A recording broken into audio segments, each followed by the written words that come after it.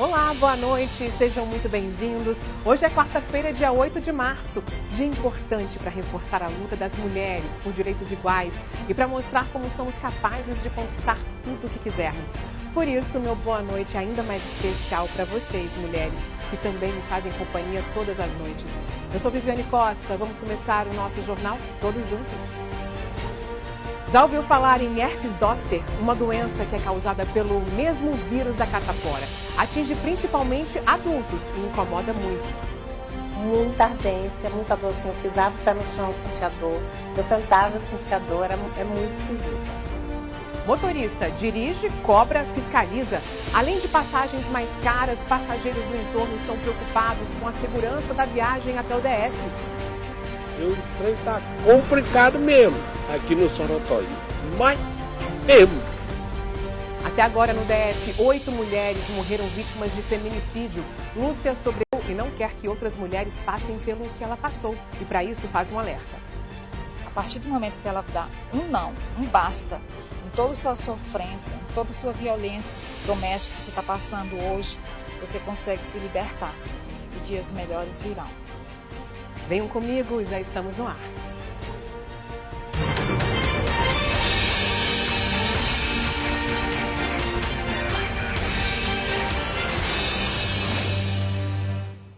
Hoje a L2 Sul ficou alagada e o motivo nem foi a chuva, viu? Os moradores contaram que abriu um buraco na pista depois que um cano estourou ao ser atingido durante uma obra de recapeamento.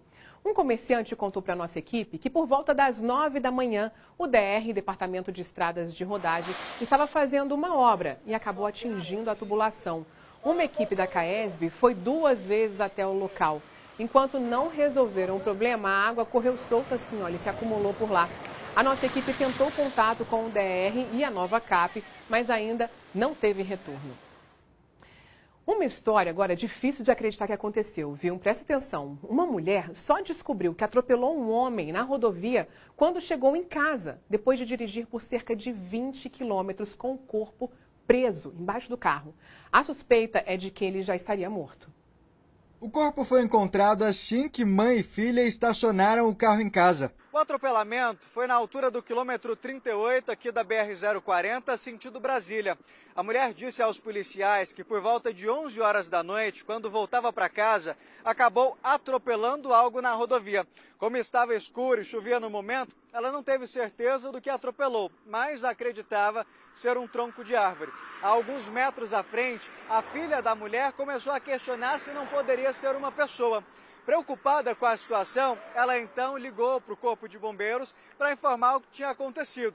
Nesse mesmo momento, enquanto ela está na ligação, se aproxima da rodovia uma ambulância da concessionária responsável pela via. A partir daquele momento, então, a mulher acredita que já está tudo resolvido e segue para casa. No momento em que a filha vai descer do carro, ela se depara com as pernas do homem. O trajeto até chegar em casa foi de cerca de 20 quilômetros. Segundo o Corpo de Bombeiros, as duas entraram em choque ao se deparar com a cena. Eles ficaram bastante abalados, acabaram descendo pelo outro lado do carro, para evitar inclusive olhar para aquilo ali. E foi quando nós chegamos lá e verificamos que o corpo estava inteiro lá no local. A vítima foi reconhecida hoje por familiares. Trata-se de um homem de 31 anos. A Polícia Civil de Goiás está investigando o caso para saber se o homem já estava morto antes do atropelamento, já que a concessionária já tinha recebido ligações de outros motoristas. Vamos estudar o perfil dessa vítima, ele trabalhava na região, o que ele estava fazendo ali, para a gente tentar descobrir aí como que ele veio a óbito. A motorista passou pelo exame clínico no IML que apontou que ela não ingeriu nenhuma bebida alcoólica. O caso segue sendo investigado como homicídio de trânsito culposo, quando não há intenção de matar. Que desespero, né? Olha, muita gente não sabe, mas o vírus da catapora provoca principalmente em adultos uma outra doença, que se chama herpes zoster, e vem aumentando desde a pandemia. Chamou mais atenção depois que, na terça-feira, a ex-ministra e senadora do DF, Damares Alves, afirmou estar com a doença. Bom, o vírus afeta o corpo inteiro e incomoda muito até que seja controlado, mas tem como prevenir. Veja só na reportagem. Foi de um dia para o outro que a Ieda sentiu o primeiro sintoma, parecido como uma alergia. A dor misteriosa teve como diagnóstico uma doença ainda pouco conhecida, a herpes zoster, causada pelo vírus varicela zoster. Eu saí, estava tudo normal, saí com uma amiga para jantar e aí de repente eu comecei a sentir uma ardência no corpo, bem aqui embaixo. Tirei foto, mandei para o meu médico e aí no dia seguinte ele respondeu, perguntando o que eu estava sentindo, né, quanto tempo que estava. E aí ele já foi dando diagnóstico, é herpes zoster. Apesar do nome parecido, a herpes zoster não tem relação com a herpes. O tratamento é feito com remédios antivirais e quem tem a doença relata que a pior parte são as dores. Muita ardência, muita dor, assim, eu pisava o pé no chão, sentia dor, eu sentava, sentia dor, é muito esquisito. Já o Epitácio precisou fazer uma cirurgia no olho em 2020 e depois começou a sentir os sintomas da doença, que se aproveitou de uma baixa de imunidade.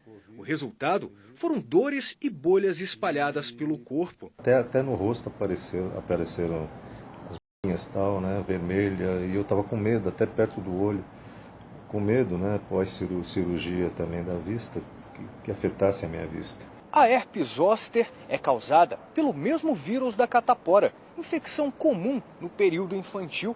Quem já teve a doença continua carregando o vírus, que fica adormecido no corpo das pessoas.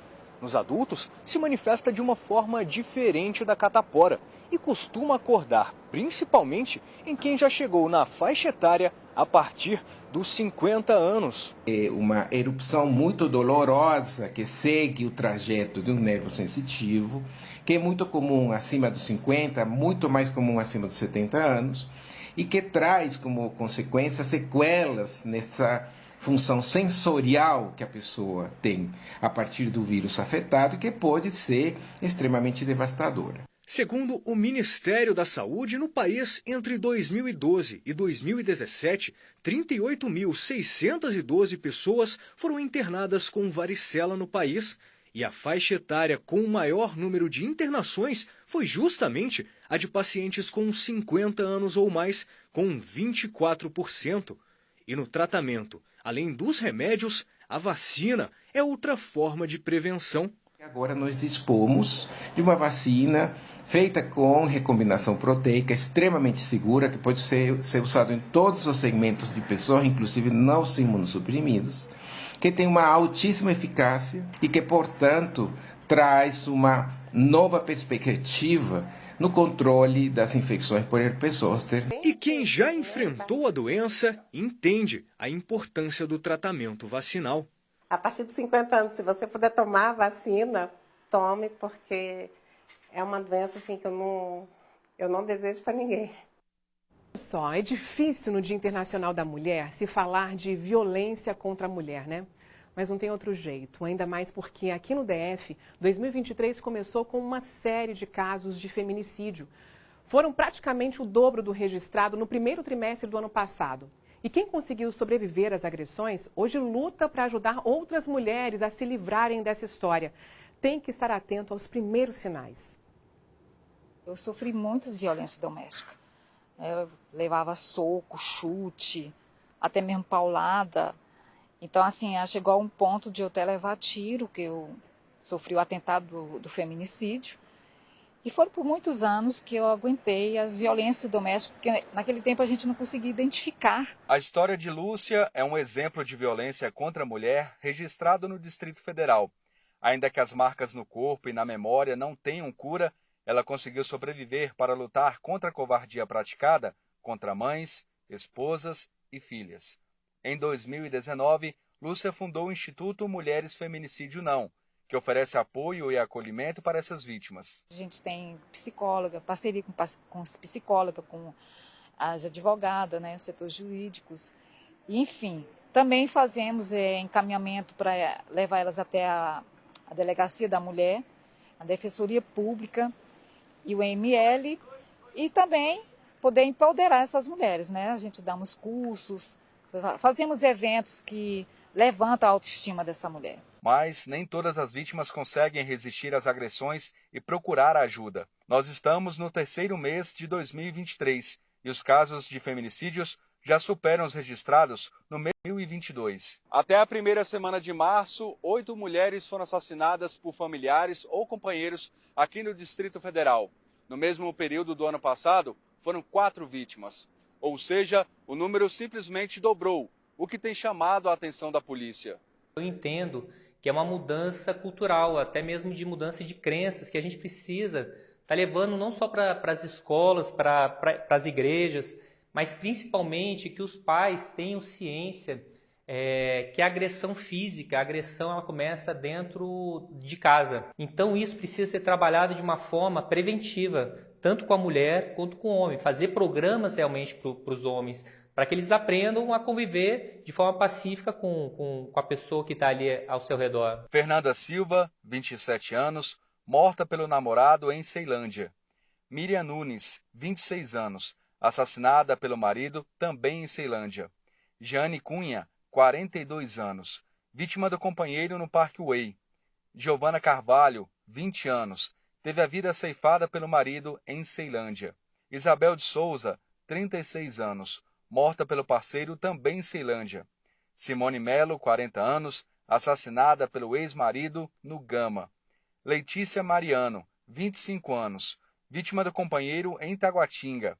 E Rayane de Jesus, de apenas 18 anos, morta pelo ex-companheiro no Riacho Fundo 2. 8 vidas, 8 mulheres que não tiveram a chance de se defenderem depois de serem atacadas por aqueles em que elas mais confiavam.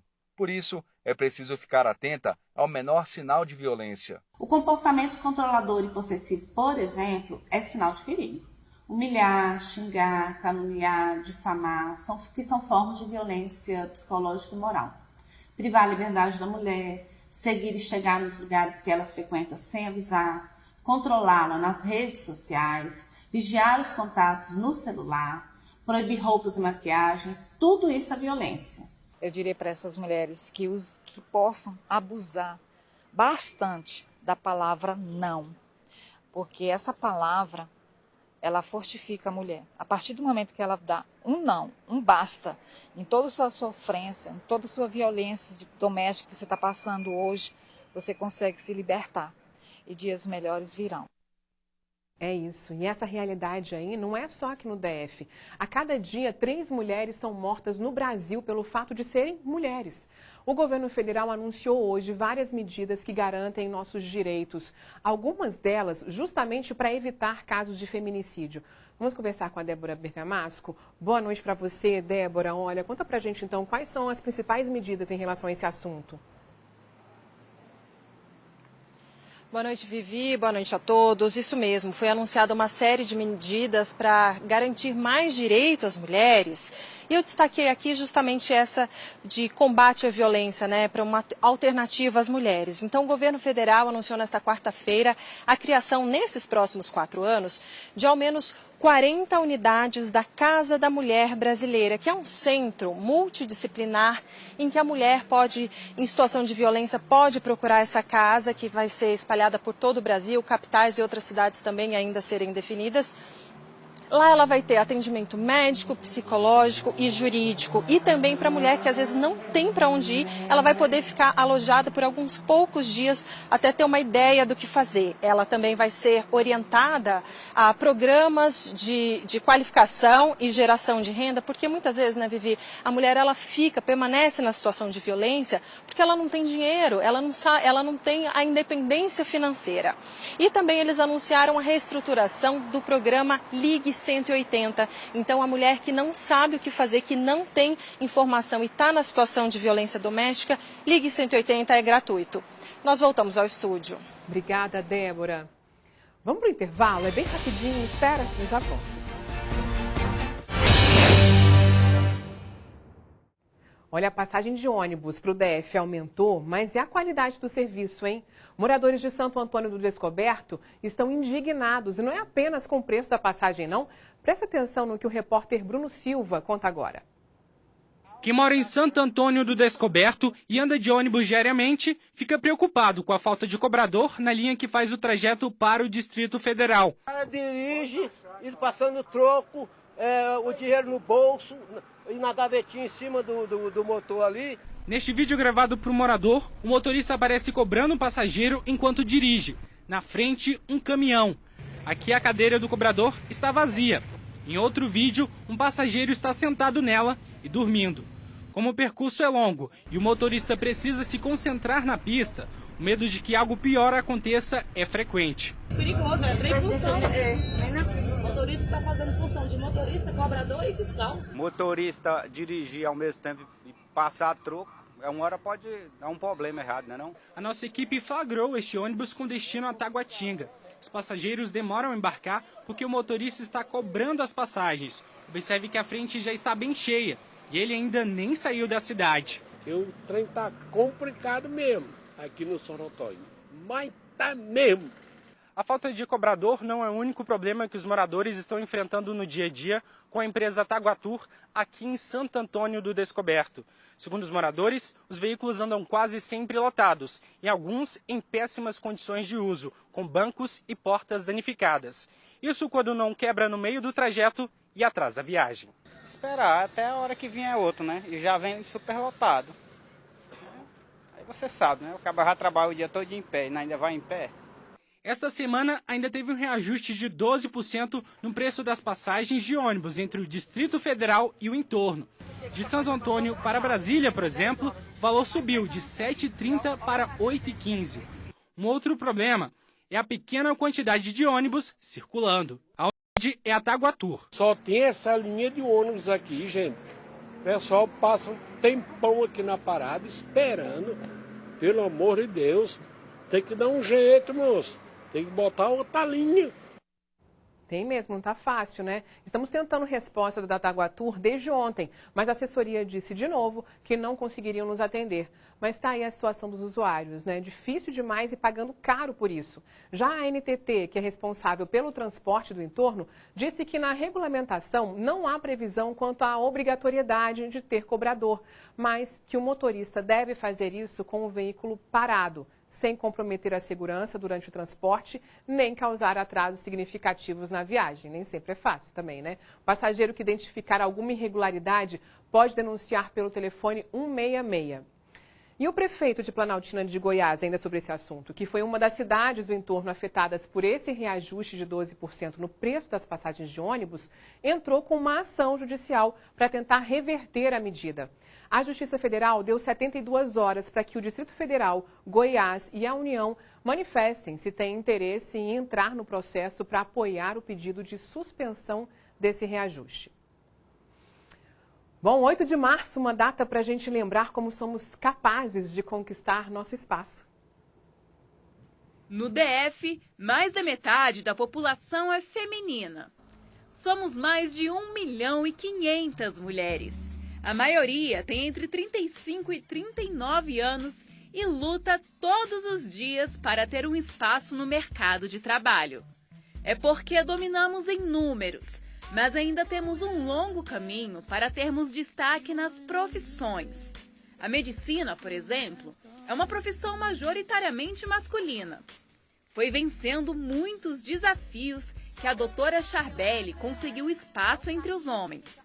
Ela foi além do consultório e hoje, aos 38 anos, é a pioneira na cirurgia robótica ginecológica no DF. Então foi um desafio muito grande eu entrar nesse mercado de trabalho altamente competitivo, masculino, da cirurgia.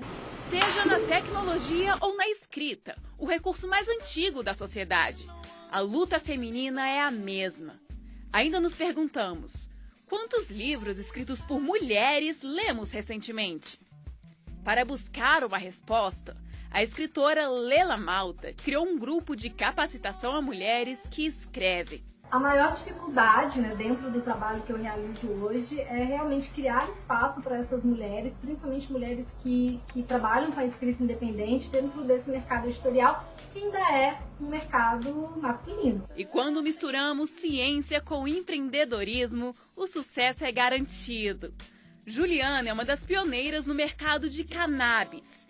Abriu na Asa Norte a primeira loja autorizada a vender produtos com a planta no Brasil. Passou da hora de termos mais mulheres em cargos de alta gestão e mulheres à frente de novos negócios, desenvolvendo e tracionando o crescimento deles e diminuir um pouco a carga de desafios que a gente tem que enfrentar no dia a dia. É, Juliana, os desafios são muitos. mas somos capazes de vencê-los. Muito bom, né? A gente vê mulheres assim conquistando o seu espaço. E é isso, nós somos capazes que elas sirvam de inspiração para vocês e para mim também. Olha, só uma notícia rapidinho aqui. O CEUB está com inscrições abertas para o curso gratuito de informática básica. Os alunos vão aprender, além de noções de informática, redes sociais e até orientações de combate a fake news. Os interessados, os idosos, hein? Tem até o próximo dia 9 para se inscrever. Amanhã, as informações completas estão no site uniceub.br. É isso. Obrigada pela companhia. Um beijo, uma ótima noite para você e até amanhã. Tchau, tchau.